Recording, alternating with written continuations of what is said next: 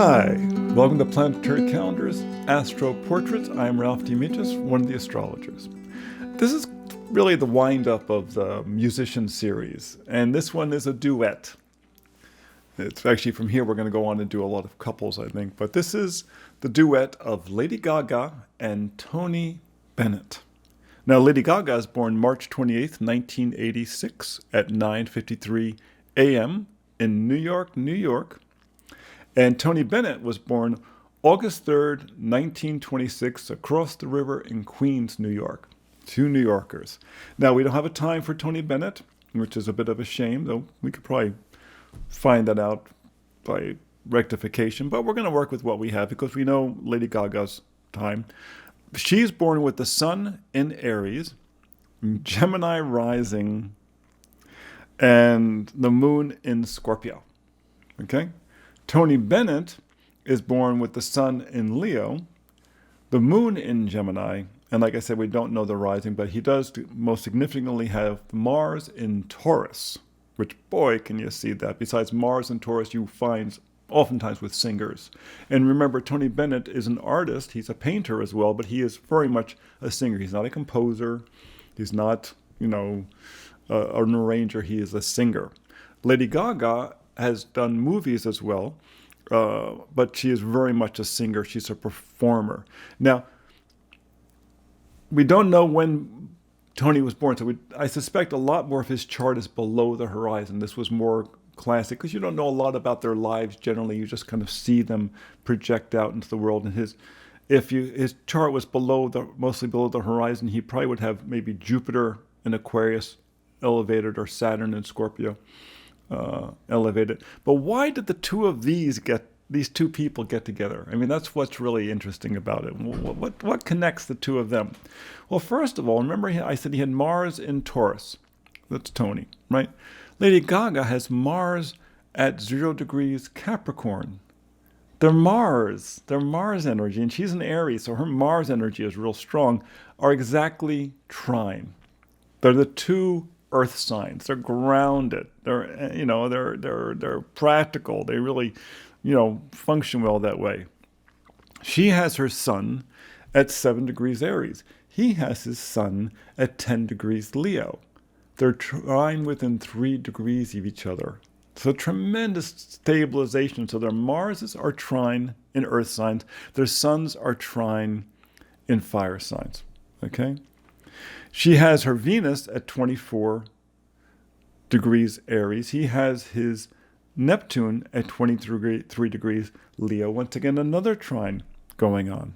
Okay? She has her moon in Scorpio. Okay? He has his Saturn in Scorpio. Her moon's at 11 degrees Scorpio. His moon's at 19 degrees Scorpio. You often find moon Saturn in very close friends, but also in marriages. It's a common position, which is funny because you think that the Saturn's compressing the moon. It's not considered a good position, and yet you find it because it's about durability. It's about the willingness. One creates the structure that the other one's emotional life can live in. It's interesting. They kind of create he creates a structure for her Scorpio moon to feel comfortable around. She likes his Saturn energy, his older energy for her emotional nature. The Scorpio, remember, this is a person who has a martial-ruled moon and sun, Lady Gaga. I mean, she's audacious.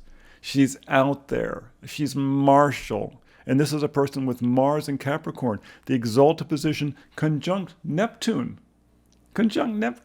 Imaginative. Very much out there. It's a person with a lot of physical endurance. Now, she has Saturn in Sagittarius, right? He has nothing in Sagittarius, but that Saturn and the Aries, right, that is so important in her chart, those two fire signs, are both trine that huge combination of planets he has. It's not huge, really, because a lot of it's asteroids. In Leo, he has the Sun, Mercury, Vesta, Hygeia, Neptune, and maybe the part of fortune, probably not though, in Leo. So all this stuff she has in fire, The Saturn and the Mars, the Saturn and the Sun, these martial world signs, support him. All of her youthful energy supports his Leo energy. Remember, this is a person with very strong Leo. He has the moon in Gemini, so he's engaging as well. He loves being on stage. In fact, even now that he suffers from Alzheimer's, if you put him on stage where he can perform, it all just comes out. He's just back to being who he is. It's just part of his core energy. That's what's remarkable about that. That's part of who he is. The Mars in Taurus, he has that natural talent for a voice. What's interesting is that the only thing that Lady Gaga has in Taurus is her North Node. Kind of interesting. Her North Node is conjunct his Mars. So she doesn't have, she's got a remarkable voice, but that's not the key to who she is. Some people become great musicians because, like a Nora Jones, she's got the moon in Taurus.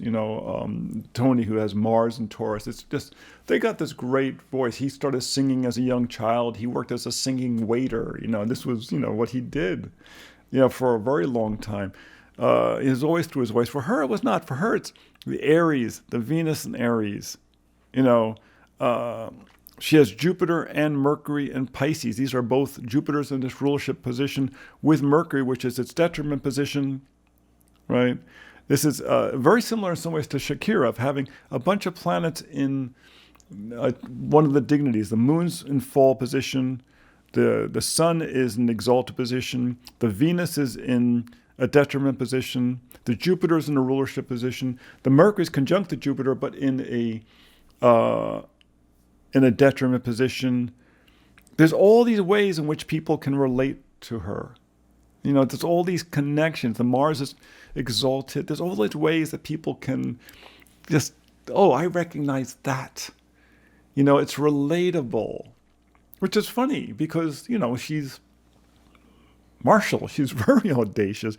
And she has Gemini rising, so she's very playful. And she has her rising in the same sign as his Mars. So see the incredible, her youthfulness, her energy, her martial energy just supports him.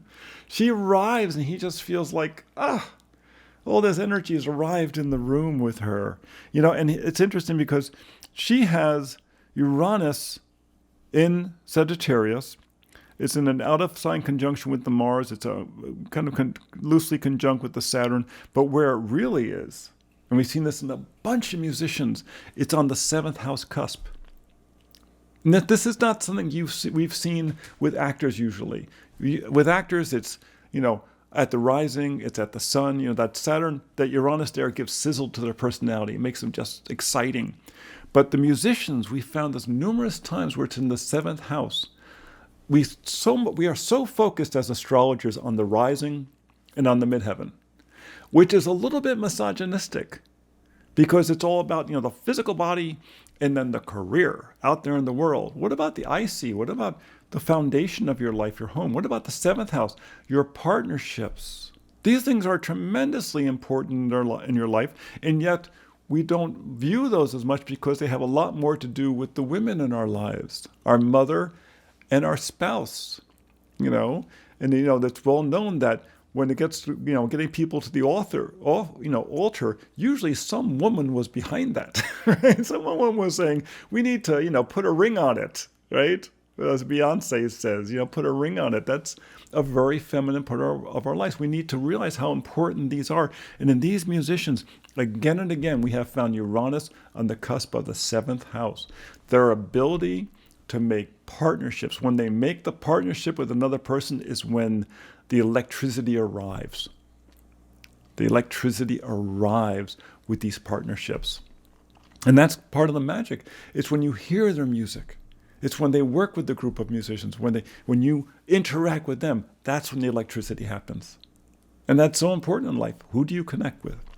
So I hope that gives you an idea of how these two charts work together. Tony Bennett spent so much of his life on the stage. For many years, he had no home. He rented apartments. He lost, Years ago, he went through a whole financial issue where he lost his home, but after that, he just rented wherever he went. You know, he didn't own a car. He traveled and he performed for years. It's what he loved doing. All this powerful Sun in Leo, you know, the Venus in Cancer, the Moon in Gemini. He loves engaging with people, and the Mars in Taurus, using his natural gifts. But with Lady Gaga, it's a very martial chart, but with the Jupiter in Pisces, the ability to imagine, the Mercury in Pisces, the ability to communicate that. Because you remember, whenever you have a planet conjunct a planet in rulership, it's very empowering. But that Mercury in Pisces, that's a position you find with mathematicians, with the really brilliant mathematicians, a position you find all the time with them. You know, don't look at the detriment positions as a negative thing. Realize that they're an internalized, or they're a personal talent. You find a lot of astrologers with Mercury in Sagittarius, even though it's opposite Mercury in Gemini, but they're able to be big thinkers. You know, Mercury in Gemini is quick. Mercury in Sag thinks in the long term. It's very different. So 2 fascinating charts, Lady Gaga and Tony Bennett. This really wraps up our music series. I hope you found it illuminating. We found it fascinating. We learned a great deal from looking at all these charts and what makes musicians so special. So come see us on Tuesday when we do our portraits, where I think we're going to be doing some couples next. Maybe, we'll see. We're in discussion about it. You can find those at Planetary Calendar Astrology on YouTube. We do those portraits on Tuesdays. You can find our forecast for the coming week on Fridays. Please subscribe and push that little bell, because that way, if you push that little bell, you get reminded when the forecasts come up, and then you can use it with the Planetary Calendar, which you can find at planetarycalendar.com. You definitely want to have your calendar so that you will know what's going on. So until next time, be well.